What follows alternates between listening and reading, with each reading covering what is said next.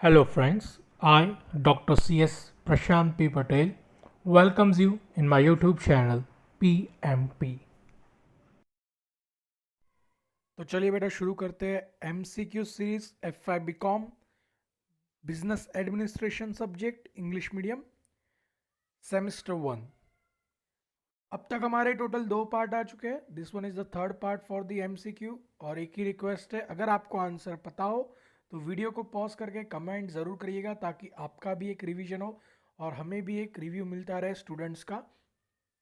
तो let's start the session.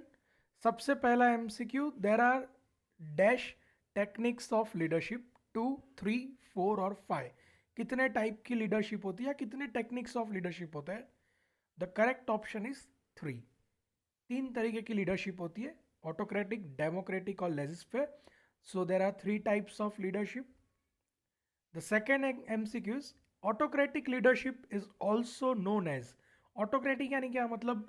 वो ऐसा पर्सन जो किसी की सुनेगा नहीं, वो अपने मन में आए जाओ करेगा, वो सभी को ऑर्डर देगा और उसको सब उसको फॉलो करेंगे।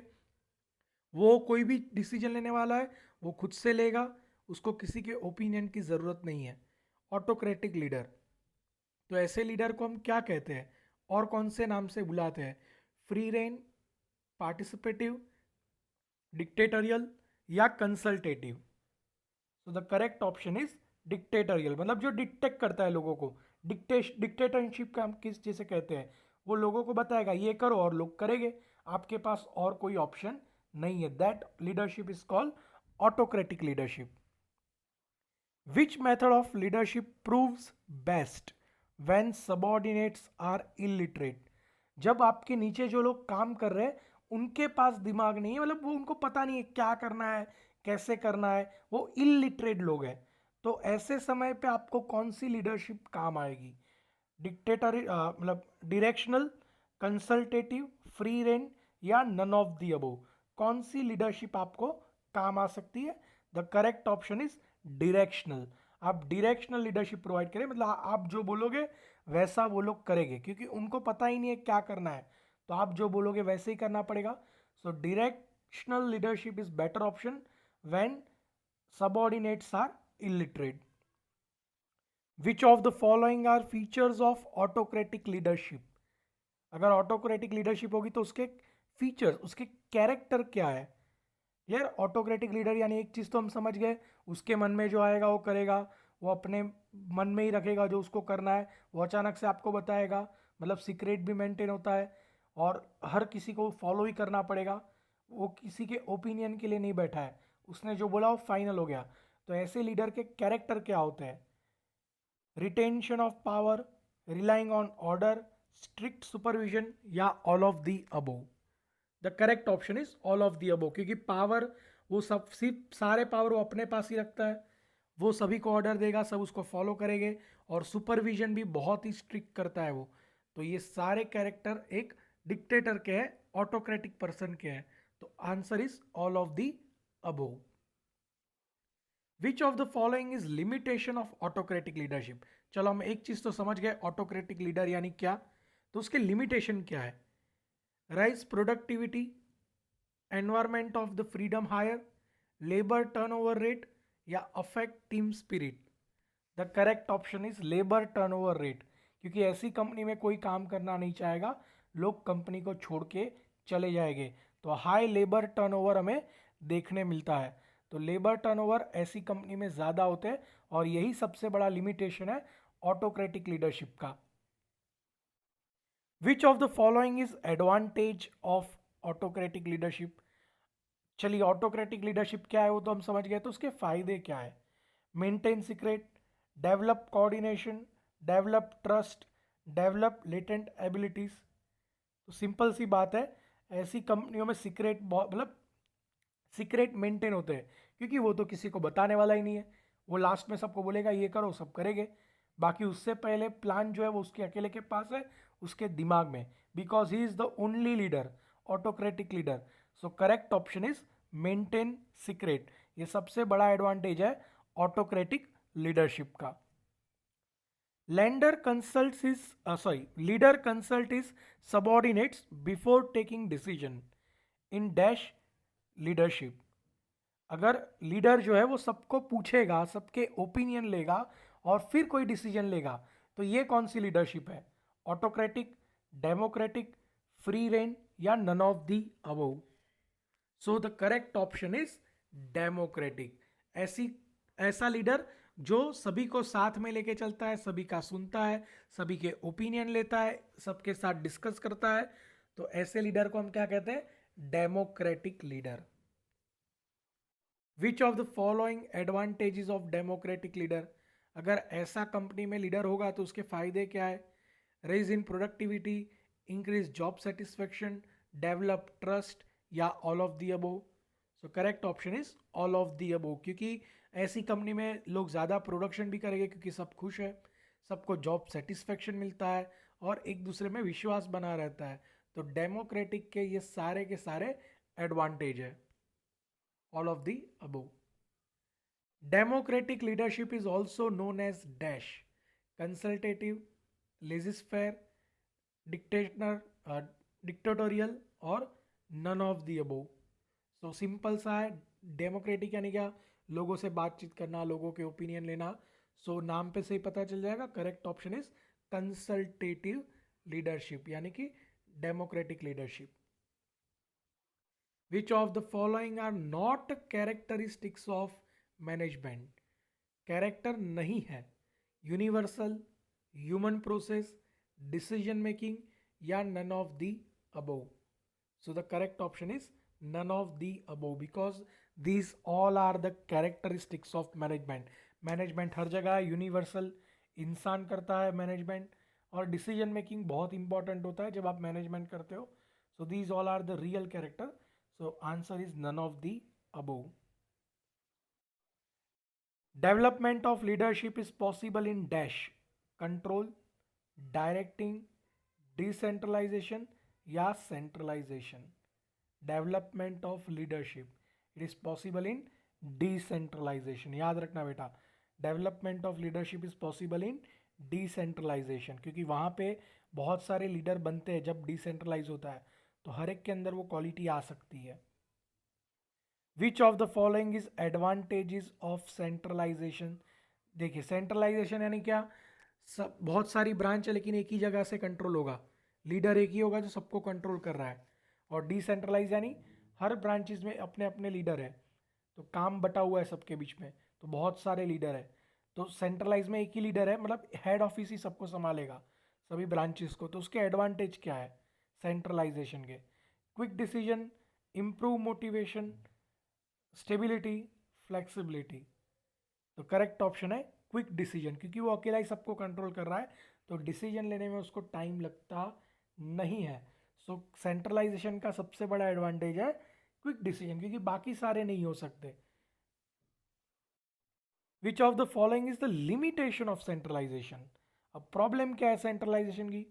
Problem in control, harmful in emergency, autocracy, increase administrative cost. So the correct option is autocracy. Clear? ऐसे में क्या होता है, जो एक बंदा है उसके मन में जो आएगा वो करता रहेगा और वो मिसयूज भी हो सकते हैं पावर के। Which of the following is advantage of decentralization? अगर लीडर बटे हो गए तो उसका फायदा क्या है? Quick decision, development of leadership, preserving secrets, provide personal.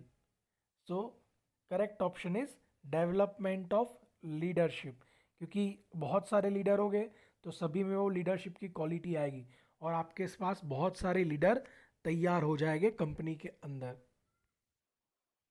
Which of the following is limitation of decentralization? Harmful in emergency, problem of control, difficulty in coordination, all of the above. So the correct answer is all of the above. एक तो बहुत मुश्किल चीज़ है, emergency में possible नहीं होगा ये, क्योंकि सबके साथ डिस्कस करके डिसीजन लोगे तब तक तो आपका बिजनेस ही डूब चुका होगा। कंट्रोल थोड़ा मुश्किल होता है जब एक साथ चलने की बारी आती है। चलो आप अपने अपनी टीम को तो कंट्रोल कर लोगे, अपने अपने ब्रांचेस को, लेकिन ओवरऑल कंट्रोल करना मुश्किल होगा क्योंकि सभी लीडर हो गए, तो कौन किसका लीडर? फिर जब ओवरऑल कंट्रोल करने की बारी आएगी तो कोई ना कोई बोलेगा नहीं मैं लीडर, वो बोलेगा नहीं मैं लीडर, और फिर लड़ोगे और कोऑर्डिनेशन नहीं बनता, सब अपने आप में ही खोए रहते हैं। तो ऐसे में टीम वर्क जैसा दिखता नहीं है। अपनी अपनी ब्रांचेस में टीम वर्क होगा, लेकिन ओवरऑल कंपनी में टीम वर्क होता नहीं है। तो डिसेंट्रलाइजेशन के सभी लिमिटेशन है। Dash is the executive function of guiding and overseeing subordinates, controlling, directing, leadership, or planning. So the correct option is directing. Directing is the executive function of guiding and overseeing subordinates. जब आप लोगों को guide करते हो, आपके नीचे जो subordinates हैं उनको गाइड करते हो, उनको रास्ता दिखाते हो, उनको क्या करना चाहिए क्या नहीं करना चाहिए वो सब सिखाते हो, और फिर वो कर रहे कि नहीं कर रहे उसका फॉलो अप लेते हो। तो ये क्या है? ये और कुछ नहीं लेकिन डायरेक्शन है, डायरेक्टिंग है। Which of the following is characteristics of directing? Motivating factor, managerial function, wide scope, all of the above. So the correct option is all of the above. ये सारे के सारे कैरेक्टरिस्टिक्स है डायरेक्टिंग के। वो motivate करने में भी हेल्प करता है, वो मैनेजमेंट का ही एक फंक्शन है, पोस्टकॉप का प्लानिंग, ऑर्गेनाइजिंग, स्टाफिंग, डायरेक्टिंग। तो डायरेक्टिंग मैनेजरियल फंक्शन में भी आता है, और ये बहुत बड़ा टर्म है, वाइड टर्म है। तो this all are the characteristics of directing, so all of the above. Which of the following is guiding principle of directing? Unity of command, direct supervision, harmony of objective, all of the above. Again the correct answer is all of the above, क्योंकि directing में आपको एक बंदा command करता है कि ऐसे करो, उस डायरेक्शन के हिसाब से आप चलते हो। वो आपके ऊपर सुपरविजन भी कर रहा है कि आप कर रहे हो कि नहीं कर रहे हो, ध्यान दे रहा है। और ऑब्जेक्ट इसमें होता है, कंपनी का ऑब्जेक्ट होगा तो ही तो डायरेक्शन चल रहा है। एक बॉस अपने सबॉर्डिनेट को क्यों डायरेक्ट करता है? क्योंकि कंपनी का ऑब्जेक्ट अचीव हो जाए। तो ये सभी क्या है? गाइडिंग प्रिंसिपल है डायरेक्टिंग के, all of the above. Dash is influencing people to follow in the achievement of common goal. Leadership, directing, coordination, none of the above. So the correct option is leadership. Leadership is influencing people to follow in the achievement of common goal. वो सभी को influence करता है कि भाई तुम ये करो, तुम वो करो, और जिससे कंपनी का गोल अचीव हो जाता है, कंपनी को फायदा होता है। तो ऐसी चीज को हम लीडरशिप कहते हैं। Which of the following is characteristics of leadership? Exemplary conduct, motivation, working relationship, या all of the above? So again the correct option is exemplary conduct. Clear कि भाई लीडरशिप का कैरेक्टर है, मोटिवेशन हो ना हो सेकेंड नंबर, वर्किंग रिलेशन हो सकता है, exemplary conduct it will be okay.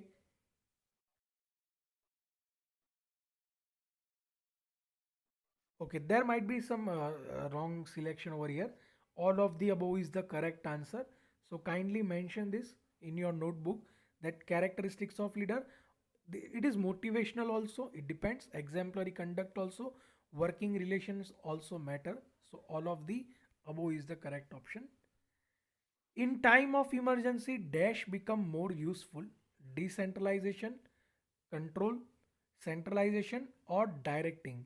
In the time of emergency, emergency में एक ही चीज़ काम आती है, सेंट्रलाइजेशन, क्योंकि आपको बहुत ही जल्दी डिसीजन लेना है, क्विक डिसीजन।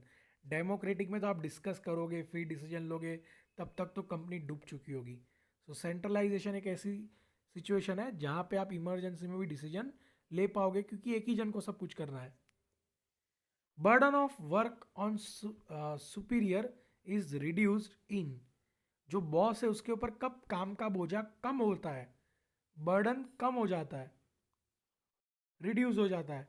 जब सेंट्रलाइजेशन होता है तब मोटिवेशन, कोऑर्डिनेशन या डिसेंट्रलाइजेशन। बट ऑब्वियस है डिसेंट्रलाइजेशन। जब बहुत सारे लीडर हो गए तो कितना काम बढ़ जाएगा और आपका काम कम हो जाएगा। When work is repetitive, dash is useful, जब बार बार सेम ही काम करना है तो कौन सी मेथड काम आती है?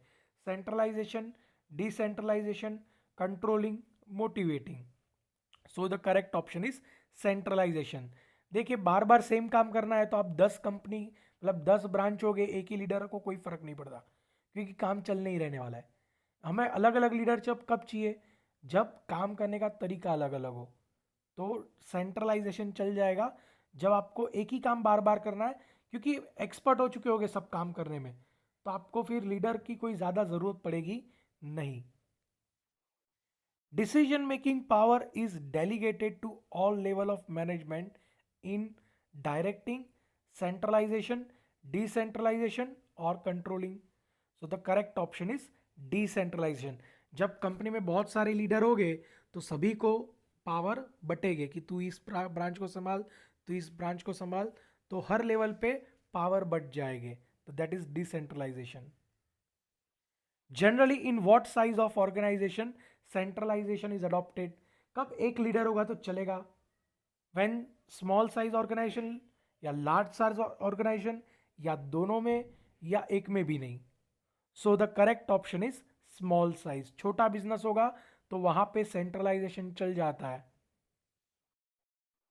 Everything that goes to reduce the importance of subordinate is a dash. कहीं ना कहीं आपके जो नीचे काम कर रहे हैं उनकी कोई अहमियत नहीं रहती है। कब? डिसेंट्रलाइजेशन, सेंट्रलाइजेशन, प्लानिंग और coordinating. So correct option is decentralization. Clear? जब डिसेंट्रलाइजेशन होगा तो सभी अपने को लीडर समझेंगे, तो कहीं ना कहीं सभी अपने आप को आगे बढ़ाने लग जाएंगे। विच of the following is factor affecting span of control? Training, planning, nature of work, all of the above. So the correct option is all of the above. ये सारे फैक्टर जो होते हैं वो अफेक्ट करते हैं स्पैन ऑफ कंट्रोल को, training, planning और nature of work. Number of subordinates manager can effectively control is dash. Organising, control technique, span of control या control. So the correct option is span of control. Effective control होता है। Clear? Controlling मतलब normal control होता है, वो आपके subordinate आपको सुने ना सुने वो दो नंबर की बात है।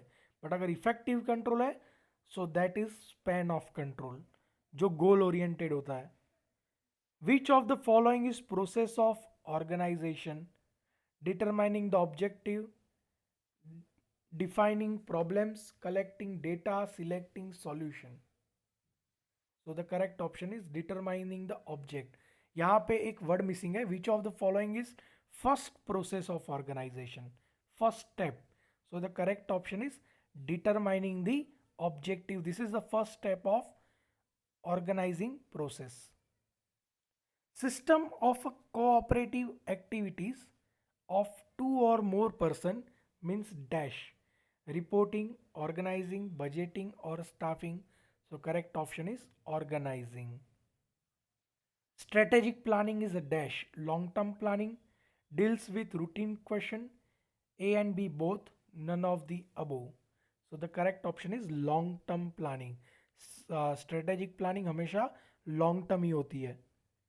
Operational planning is responsibility of dash management. Operational planning किसकी रिस्पॉन्सिबिलिटी है? Top level, bottom level, middle level या सभी की? So the correct option is bottom level. It is prepared for bottom level. Degree of a risk is a higher in dash. Medium term planning, short term planning, long term planning और operational planning. So the correct option is short term planning. जब आप छोटा समय का target लेके चलते हो तो बहुत रिस्क होता है उसके अंदर, क्योंकि पूरा होगा कि नहीं होगा, टाइम बहुत कम है, अगर नहीं हुआ तो फिर लॉस हो जाएगा तुरंत। तो शॉर्ट टर्म प्लानिंग में बहुत रिस्क होता है। लॉन्ग टर्म में तो कैसा होता है, कभी ना कभी लॉस कवर भी हो जाता है। शॉर्ट टर्म में या तो लॉस होगा या तो प्रॉफिट होगा, धड़ाक से एक साइड घूम जाएगा market. So short term planning थोड़ा रिस्की होता है। Which of the following is type of operational planning? Single use plan, standing plan, specific plan या single and standing plan both? So the correct option is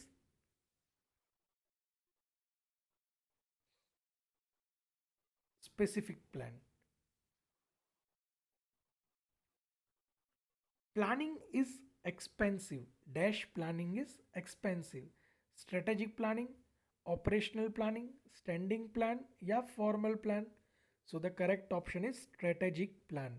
Strategic planning is quite expensive than other planning. Which of the following decisions are repetitive by nature? Basic decision, routine decision, non-programmed decision or policy decision?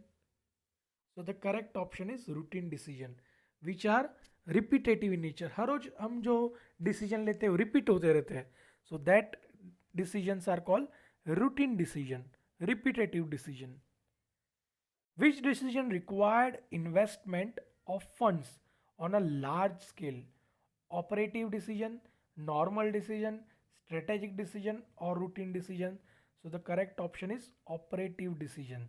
They are quite large scale. They required large investment of fund. Decision made in individual capacity for personal matter is known as dash. Organizational decision, personal decision, normal decision or group decision. So question itself provide the answer personal decision. Question पे से ही आपको समझ में आ जाएगा that is personal decision.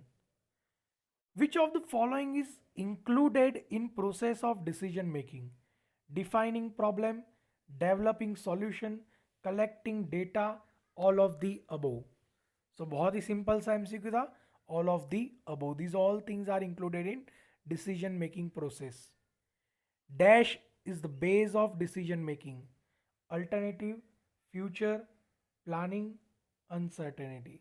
So the correct option is alternatives. Alternatives में से हम कुछ ना कुछ नक्की करते हैं कि कौन से ऑप्शंस अल्टरनेटिव, यानी एक ऑप्शन हम सिलेक्ट करते हैं बाकी सारे ऑप्शन में से. That is nothing but a decision कि भाई मुझे इस ऑप्शन के साथ आगे बढ़ना है. तो these all are the MCQs. I hope so बेटा कि आपको बहुत सारे MCQ समझ में आए होंगे और कुछ MCQ के आंसर आपको पता होंगे. और हो तो एक, अगर आपको ना पता हो तो आप नोट डाउन कर लीजिए, फिर से एक बार देखिए और ट्राई करिए कि आपको आंसर याद रहते हैं कि नहीं. सो अगर वीडियो अच्छा लगा हो तो चैनल को सब्सक्राइब ज़रूर करिएगा, वीडियो को लाइक करिए और अपने फ्रेंड सर्कल में हो सके उतना ज़्यादा शेयर करिएगा. Thank you so much.